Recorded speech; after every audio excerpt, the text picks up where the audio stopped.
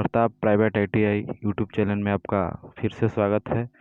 कल जो हमने आपको एम्प्लॉयबिलिटी स्किल का मॉडल पेपर एक दिया था, उसमें जो पहला कंप्यूटर का पूछे इसमें जो पहला कंप्यूटर का क्वेश्चन है, और आप सभी जानते हैं कि एम्प्लॉयबिलिटी स्किल में बेसिक इंग्लिश, कंप्यूटर, उसके बाद कम्युनिकेशन स्किल, उसके बाद factory industry act, health and safety से रिलेटेड क्वेश्चन पूछे जाते हैं। तो हमने पार्ट 1 कराया था, उसमें पीछे का क्वेश्चन था और ये सब आगे का क्वेश्चन है। तो ठीक है, पहला क्वेश्चन करवाते हैं। तो ये तीन मुख्य भाग होते हैं, तो आप सभी लोग जानते हैं, शुरू से हम लोग पढ़ते आ रहे हैं, इनपुट आउटपुट और बीच में प्रोसेसिंग यूनिट। तो जो प्रोसेसिंग यूनिट होती है वो आपका सेंट्रल प्रोसेसिंग यूनिट कहा जाता है, उसका पूरा नाम होता है, इसलिए आंसर ए सही हो इसका सीपीयू। ठीक है, आंसर ए सही होगा आपका पहले क्वेश्चन का। नेक्स्ट क्वेश्चन में आते हैं, आईसी जो होता है, आईसी वगैरह जो है बहुत सभी इलेक्ट्रॉनिक्स के जितने भी कंपोनेंट आजकल हैं देखेंगे ब्लैक कलर के डिजाइन के चिप की तरह होते हैं, छोटे छोटे, जैसे कि माइक्रो प्रोसेसर हो गए या और भी डिजिटल आईसीज हैं। तो वो जो बनाई जाती हैं तो उनमें आपने काफ़ी नाम सुना होगा, सिलिकॉन, जर्मेनियम वगैरह। तो इनका यूज किया जाता है, और वो क्या होते हैं, वो सेमीकंडक्टर मटेरियल्स होते हैं, जिनको हम हिंदी में कहते हैं अर्धचालक पदार्थ। ठीक है, तो इसका आंसर सी सही हो जाएगा। पूछ रहा है आईसी वगैरह किसके बने होते हैं, तो सेमीकंडक्टर मटेरियल्स के बनाए जाते हैं। आपको हिंदी इंग्लिश दोनों मिल रहा होगा, काफ़ी कुछ लोगों के लिए कंफर्टेबल होगा। और नेक्स्ट क्वेश्चन है, एक क्वेश्चन है ये आपका कि कंप्यूटर प्रोग्राम या सॉफ्टवेयर जो कि कंप्यूटर के डेटा को करप्ट करता है, सब मिला जुला कर कंप्यूटर को डिस्टर्ब करने वाली चीज़ इसमें से क्या है। तो देखिए, वैक्सीन वगैरह कुछ एंटीडोट होता नहीं है, स्कैनर हमें नहीं कुछ करता है, बट वायरस हमारे कंप्यूटर सिस्टम को कहीं न कहीं काफ़ी डिस्टर्ब करता है। ठीक है, तो इसलिए इसका आंसर ए सही हो जाएगा। नेक्स्ट क्वेश्चन पर आते हैं, 1 गीगाबाइट के बराबर क्या होता है। तो आप सभी लोग जानते हैं कि सबसे बड़ी यूनिट आपकी टीबी होती है, टेराबाइट होता है, फिर गीगाबाइट होता है। इस तरह से अलग अलग मेमोरी की यूनिट्स होती हैं जिससे हम मेमोरी को मेजर करते हैं। मैं कोशिश करता हूँ आपको यहाँ पर दिखा देता हूँ। आप ये पेंट में मैंने इसको कॉपी किया हुआ है कि 1 मिनट, थोड़ा सा जूम कर लेता हूँ। आप देख पा रहे होंगे यहाँ पर कि एक जैसे किलो बाइट है, ठीक है, 1 KB का जो फॉर्मूला है, 1 मिनट, थोड़ा सा ये सेटिंग में गड़बड़ है इसका।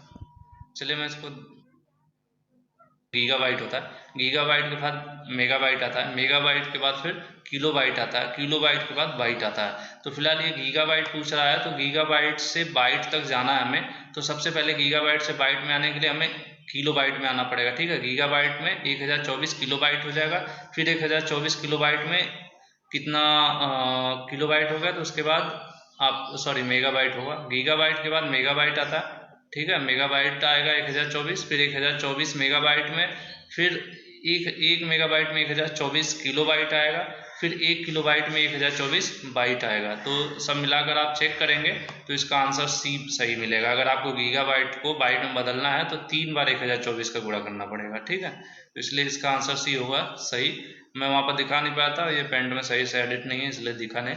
और नेक्स्ट क्वेश्चन है, मदरबोर्ड का एक कंपोनेंट पूछ रहा है कि मदरबोर्ड में कौन सा है जो कंपोनेंट है मदरबोर्ड का। तो आप सभी जानते हैं मदरबोर्ड पर, हालांकि ये सब भी चीज़ें कहीं ना कहीं उसमें लगी हैं, लेकिन जो कंपोनेंट की बात कर रहा है अलग से, तो वो आपका प्रोसेसर होता है। और प्रोसेसर आप जानते हैं मदरबोर्ड के सेंटर में लगा होता है, इसके ऊपर एक कूलिंग फैन होता है जो उसको ठंडा करता रहता है। ठीक है, और सबसे इंपॉर्टेंट पार्ट भी होता है ये मदरबोर्ड का, तो इसका आंसर ही सही होगा। नेक्स्ट क्वेश्चन है, कंप्यूटर को सही रूप से शट डाउन करने का क्या प्रोसेस है। तो हम जानते हैं कि सबसे पहले नीचे स्टार्ट बटन पर क्लिक करना होता है, उसके बाद आपको मिल जाता है इधर पावर और शट डाउन वगैरह का ऑप्शन। तो वही चीज़ पूछ रहा है, तो यहाँ पर आप देखेंगे तीसरा आपका ऑप्शन सी वाला सही होगा। स्टार्ट पर क्लिक करें, नहीं ये नहीं है, बी सही होगा। स्टार्ट पर क्लिक करें, फिर शट डाउन पर, फिर उसके बाद आपका कंप्यूटर बंद होगा, तो इसलिए आंसर बी सही होगा।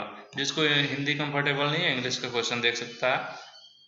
और इससे पहले हमने एक जो पार्ट बनाया था उसमें थोड़ा सा कन्फ्यूजन है, काफ़ी लोग कमेंट कर रहे थे कि सर वो आपने जो ईपीएफ होता है, एम्प्लॉय प्रोविडेंट फंड, उसका हमने एक बार 9% बताया था और एक बार क्लियर भी नहीं हो रहा है, नेट पर भी सही आंसर्स नहीं मिल रहा है। जनरली बात कर रहे हैं कि अगर हम एक माइक्रोसॉफ्ट विंडो ओपन किए हुए हैं, कोई विंडो जब काम कर रहे हैं, तो जो शुरू शुरू में ओपन होता है उसको क्या बोला जाता है। तो हम जब तक कोई प्रोग्राम नहीं चलाते हैं तो हमारे सामने डेस्कटॉप खुला रहता है। ठीक है, तो आंसर आपका ए सही होगा। जनरली एम्प्लॉयबिलिटी स्किल में 5 से 6 क्वेश्चन आईटी से ही पूछे जाते हैं, कंप्यूटर से। ठीक है, नेक्स्ट क्वेश्चन है, ओएस का क्या मतलब है। तो ओएस का आप जानते हैं ऑपरेटिंग सिस्टम है, इसका फुल फॉर्म ऑपरेटिंग सिस्टम। ठीक है, ये आपका आंसर बी सही होगा। नेक्स्ट क्वेश्चन है कंप्यूटर के फायरवॉल का प्रयोग क्यों किया जाता है। तो कंप्यूटर जो फायरवॉल होता है वो सेफ्टी के पर्पज से किया जाता है। इंटरनेट वगैरह के थ्रू आपका कोई डेटा ना चुरा ले और वायरस वगैरह से बहुत सारे प्रोटेक्शन के लिए यूज़ किया जाता है फायरवॉल। ठीक है, सेफ्टी से रिलेटेड है फायरवॉल। ठीक है, तो ये आपका आंसर ही सही हो जाएगा।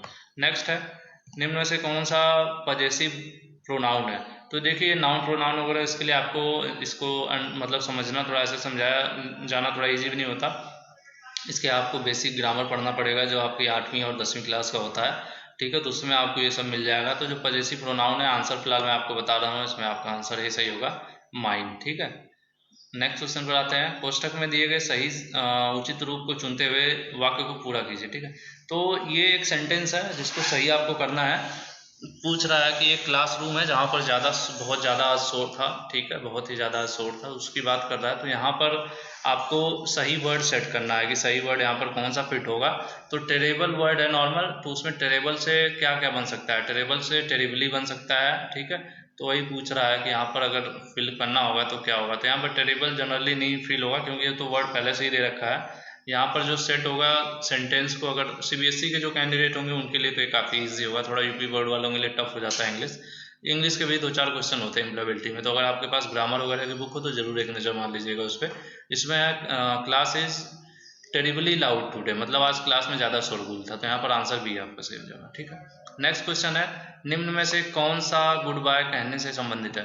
जनरली हमें गुड बाय कहने का, अब कह रहा है कि ऐसा कौन सा वर्ड है जिसको कहने का भी मतलब होता है गुड बाय। मतलब हम अगर किसी को कहना चाहते हैं कि ठीक है बाय कहना चाहते हैं तो क्या दूसरा वर्ड क्या यूज कर सकते हैं।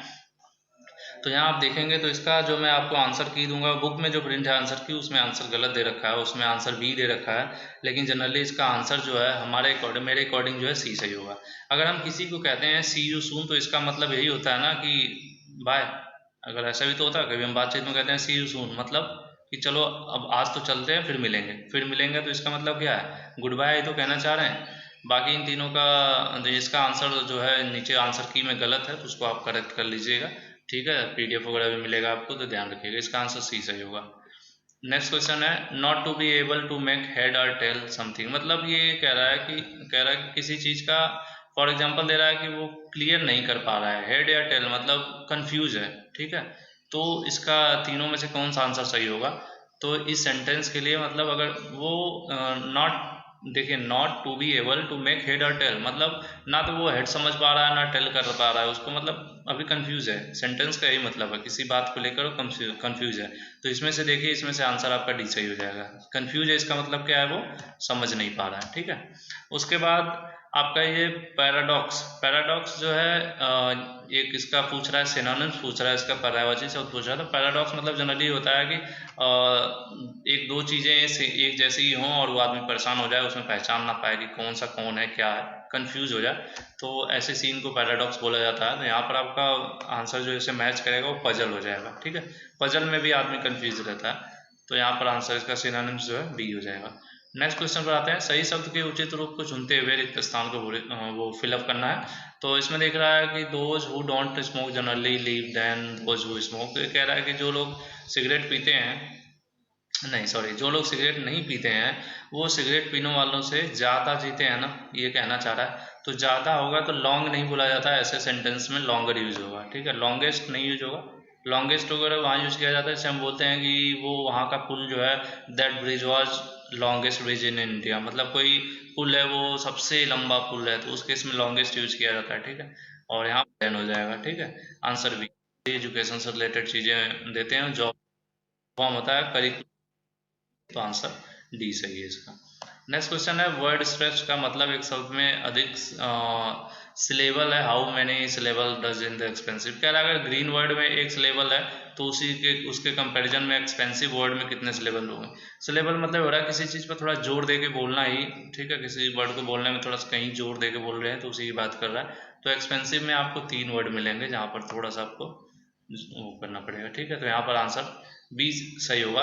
और हो सकता है अगर इस आंसर में थोड़ा बहुत कुछ और कन्फ्यूज़न हो तो आप कमेंट करके बता सकते हैं, अगर कोई और भी आंसर हो, क्योंकि थोड़े बहुत मिस्टेक्स मुझसे भी हो सकते हैं। और फिलहाल कुछ लोग कमेंट भी करते हैं कि यार गलत सलत पढ़ा रहे हो, सब लोग फेल हो जाएंगे। तो भाई वो तो कुछ ज़्यादा ही आइंस्टीन बनने लगते हैं कुछ लोग, क्योंकि ह्यूमन नेचर है, एक दो मिस्टेक मुझसे भी हो सकती है, क्योंकि मैं एकदम 100% कोई भी सही नहीं होता। तो फिलहाल ऐसा भी नहीं है कि मैं इतना बुरा आपको पढ़ा दूंगा कि आप फेल हो जाओ ठीक है।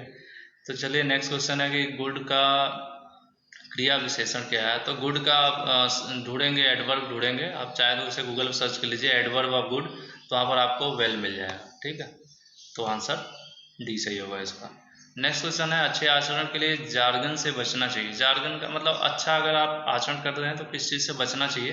ठीक है, तो जार्गन का मतलब यही भी है, जार्गन वर्ड से क्या मतलब है। तो जार्गन मतलब होता है विचित्र भाषा। कोई ऐसी लैंग्वेज ना यूज़ कीजिए कि मतलब आप अच्छी बातचीत कर रहे हैं लेकिन कोई ऐसी विचित्र लैंग्वेज यूज़ कर रहे हैं जो किसी को समझ में नहीं आ रही या बुरी लग जा रही है। तो यहाँ पर इसका आंसर सही होगा। जार्गन मतलब स्ट्रेंज लैंग्वेज जो जनरली जानते ना हो लोग, या अजीब लैंग्वेज हो जिसको कहते हैं। ठीक है, कि यार बड़ा अजीब से बात कर रहा था, कुछ इस तरह का।